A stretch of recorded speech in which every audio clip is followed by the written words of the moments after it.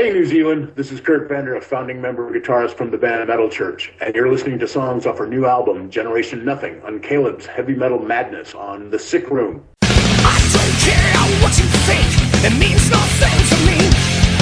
Your opinions, useless words, annoying usually.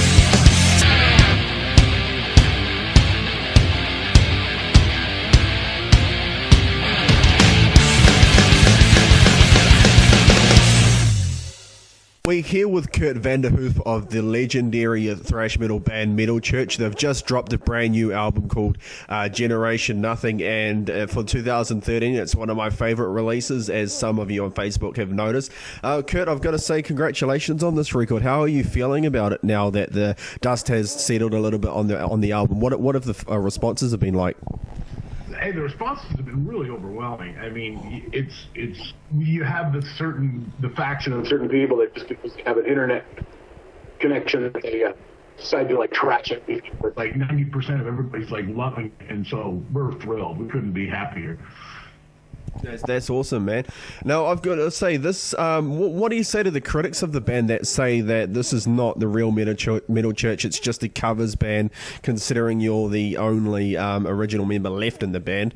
Obviously, I haven't been reading and following Metal Church because this is kind of the same lineup since about 2008, I think, minus Jay Reynolds. But what do you say to the... Yeah, it's been pretty much the same. I mean, since they put the band back together in 2003.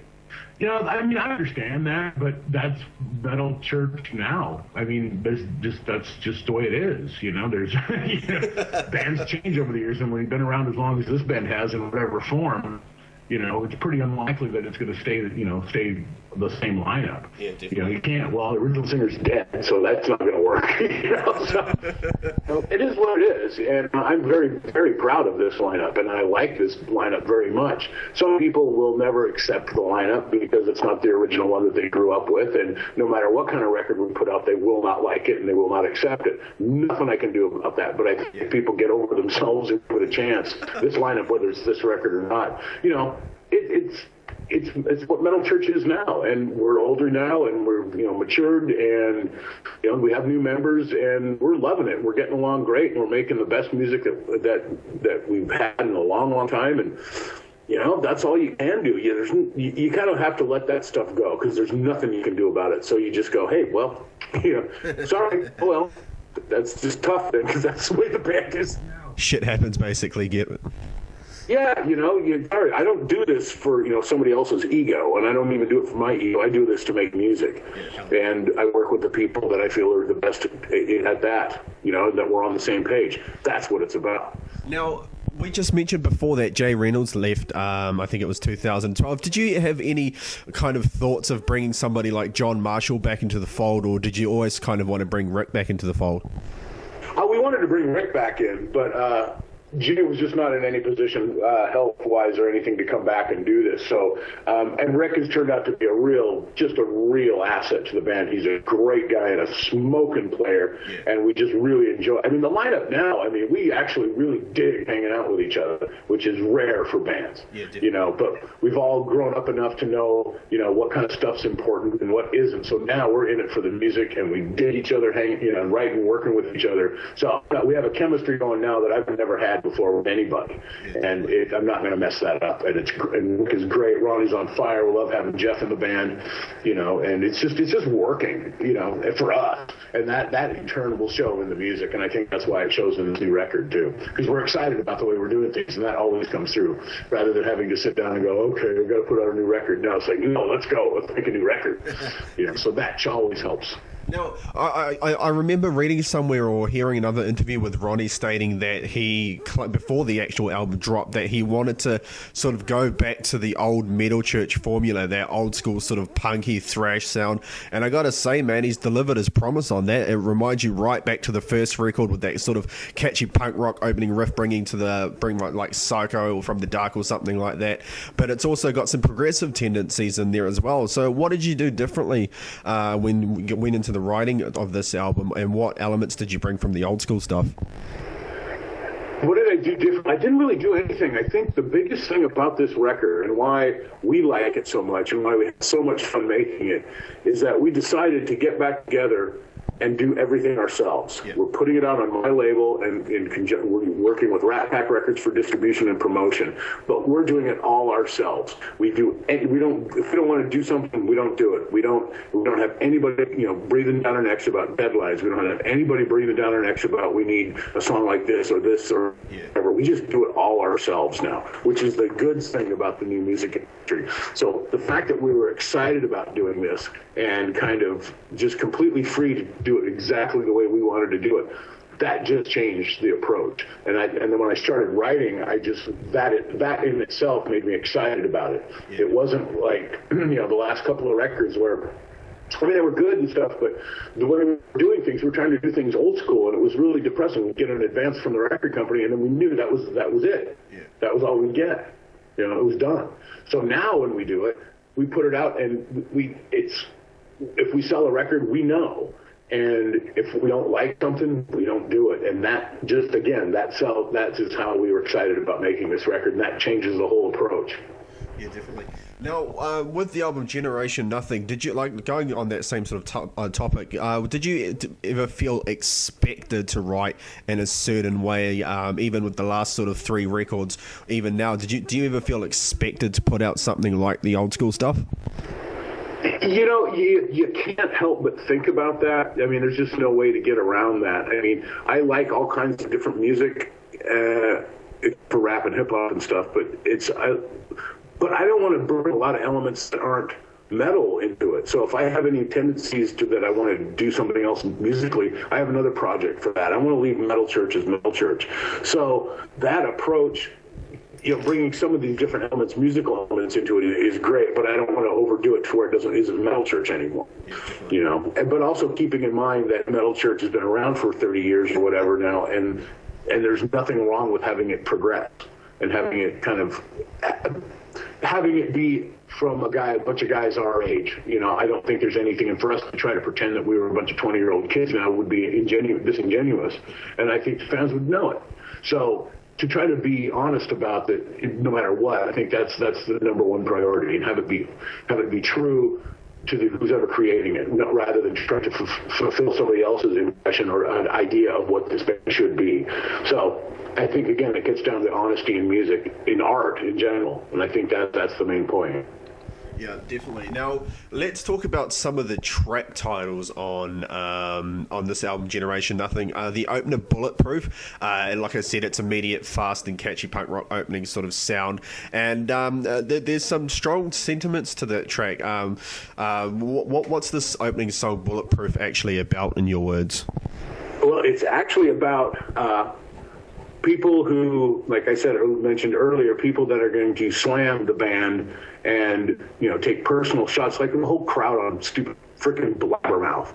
It's just somebody who has an internet connection and thinks that they're a rock journalist now. And then there's a lot of people that will just get on there just to slam stuff because they think it's funny, and then there's people out there that, are too stupid to have an opinion, and then they put it out there all over the internet anyway, and they don't know what they're talking about. And so finally you just have to get thick skin, and you just go, yeah, whatever, because it doesn't matter, and it does not matter.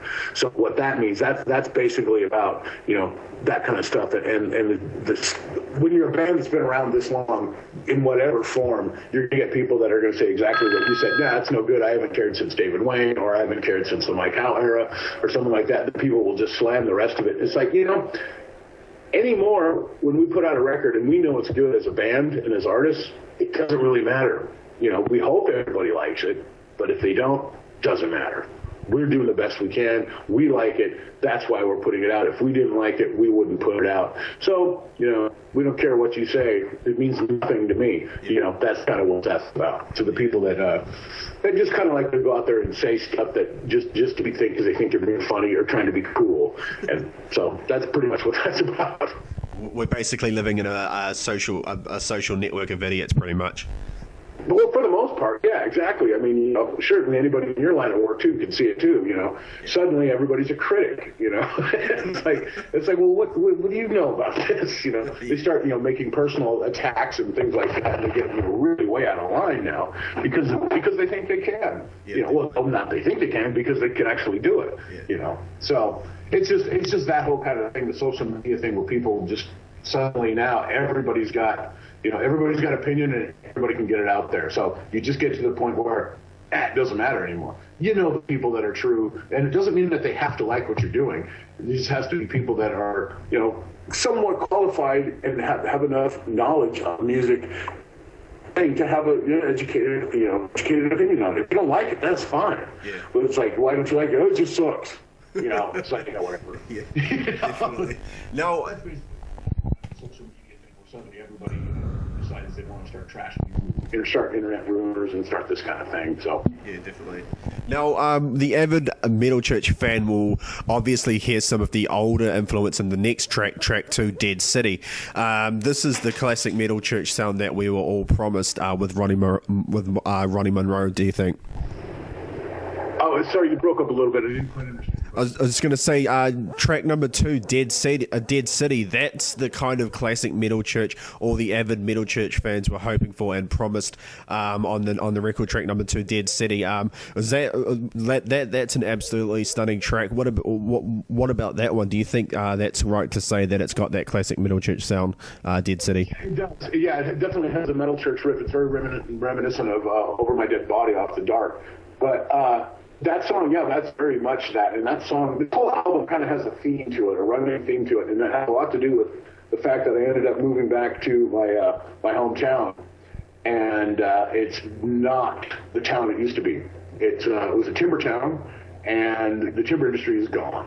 And the fishing industry, and then Walmart moved in and wiped out all the local businesses. So it's Dead City. I mean, that's what the song literally is. The song is about. There's nothing left there. And within that kind of environment that I was writing this record, kind of came up with a whole generation nothing. See, the kids that are going to high school now in this town, the fraction of the population of what it was, and there's no hope, and and it's just that whole kind of thing. That's the running theme of the whole record. So definitely Dead City musically is definitely a classic Metal Church sound, for sure. And the theme of that is, basically the environment of living in small town America these days. Yeah, definitely. Now, as a journalist myself, doing interviews with a lot of big bands, different names, I'm expected to sort of bring up a kind of a barrage of the older stories from different albums. Like, for example, if I'm interviewing Tony Martin from Black Sabbath, I'm expected to talk about that period of Black Sabbath. But with this Metal Church album, all I really want to talk about is the new album. It's absolutely fascinating. I mean, lyrically, sure for me. That's awesome to hear. I got to say though, lyrically, the difference is huge. I mean, back in the day, especially with the first 2 releases, there was a more of a darker subject matter, and it appears to take its cues from the more socially aware personal aspects of the Hell period. Now, with this kind of album that you're releasing as well, what is that? What inspired you basically to write this album, Generation Nothing? Like what basically you said before is just modern time situations, or? Yeah, well, I didn't really want to, the whole, knives and stabbing and demons and gore and horror movie stuff was all fun when I was a kid. Yeah. But that kind of stuff to me, if I was writing that, it would be really fake for me to write that. And I mean, there's nothing wrong with that if that's what you'd like to do, but for me to write that, it would be fake. It wouldn't be honest. It wouldn't be true. And to me, the most powerful thing about lyrics is when you're writing something that's real, when you're writing something that you're actually experiencing or have experienced, or saying something about an honest emotion or a feeling. And to me, that's much more powerful than the whole fantasy thing. But that's where I'm at now. I mean, being my age now and still in the music business and still playing heavy metal, it comes back to the whole honesty thing again. To try to do something and try to fit into somebody else's idea of it would be fake, and that would show, and people would know it. Whether they knew why it was something that didn't appeal to them, they would get it, because then it would just be like commercial crap put out by a record company, and that's not what it's about. So being socially aware and writing lyrics that actually means something, that's kind of where I'm at, especially with Metal Church. Now with my prog band, Crystal Ballet, that's a whole different thing again, and that's kind of evoking a whole different emotion. But for Metal Church, it's got to be about something for me, and that's the same thing with the cover. I didn't want to put it, to make a cover that had a bunch of, dragons and stuff and artwork and stuff like that. That's all cool and stuff, but it's also on a little teeny CD that you can't see. So, and also because of Generation Nothing, it needed to be really simple, really straightforward, and real, just very straight to the point. And that's why it is that way, and that's why that cover is like that. So the music has to kind of follow that, and because it was, again, trying to, running theme through the album, it just made sense to me. It just worked. It just worked, the music and the cover, and with all the theme and the content of the record. It seems like it really made sense. It just kind of all came together, so.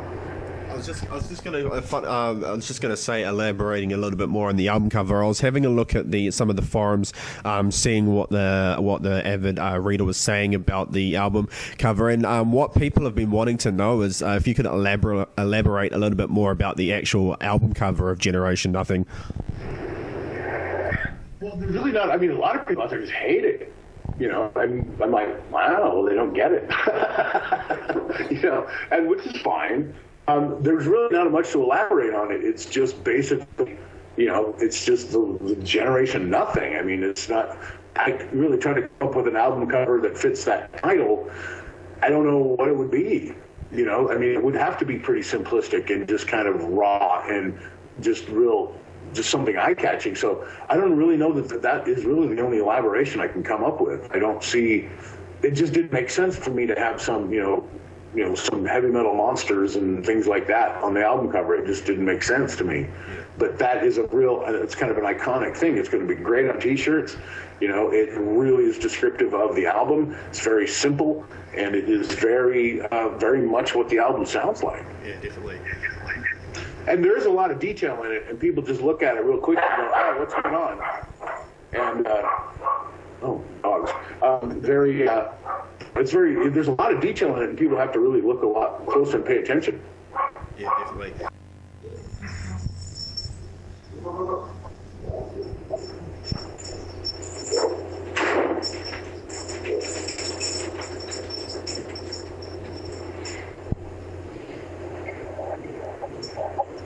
Okay, sorry. No problem. I was kind of a pretty. Neighbors' dogs were going off. No, it's pretty funny. Des from.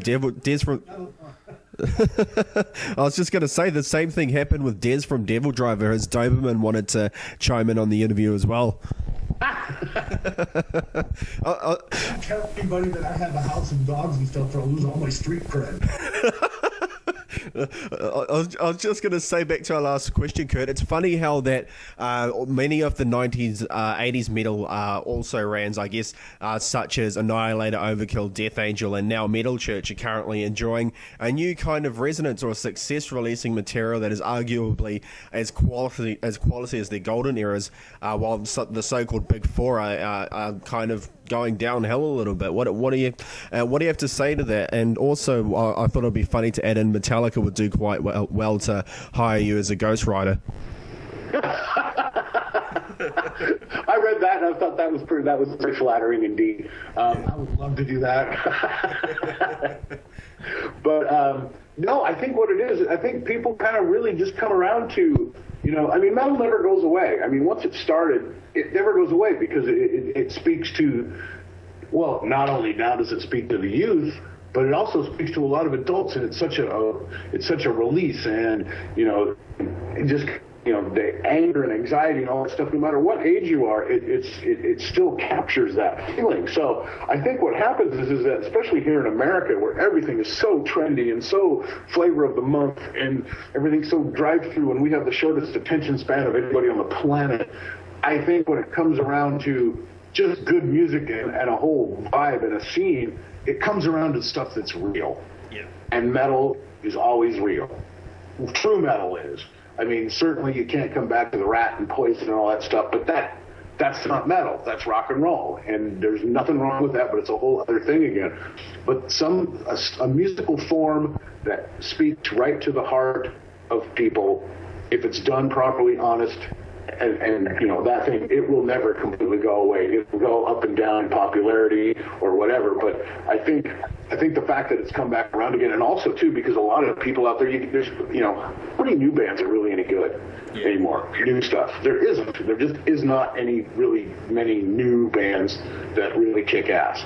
Yeah, definitely. You know, it's just sad, but it's true. You know, so I think a lot of people have to come back to those old guys. You know, I mean, certainly there is some new bands that are great, absolutely, but not nearly in the amount that there used to be. So, you know, a lot of the kids and stuff now are into a whole different kind of thing. They're doing the hip hop thing and the techno and the dance and all that kind of stuff.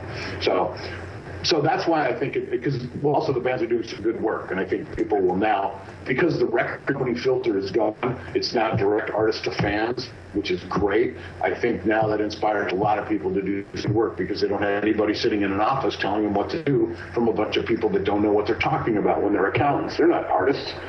You know, that is gone.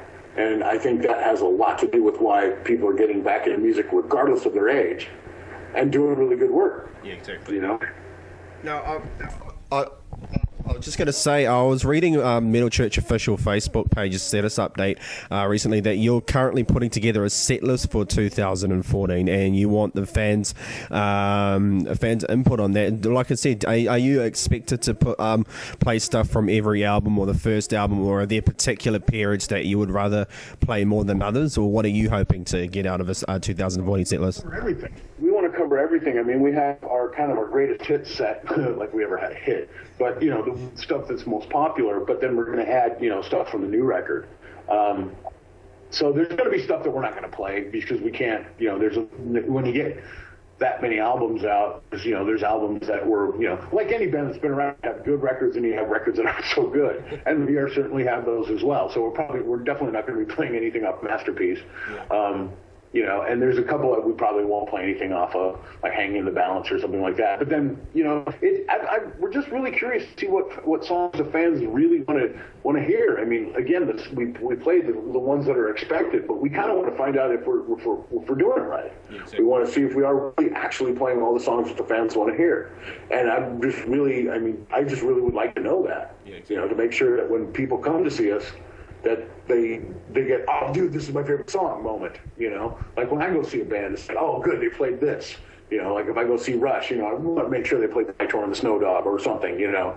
And when you go see a band and they always play the new stuff, you know, that's cool, and I get it, you know, because it's the new album, it's the new tour.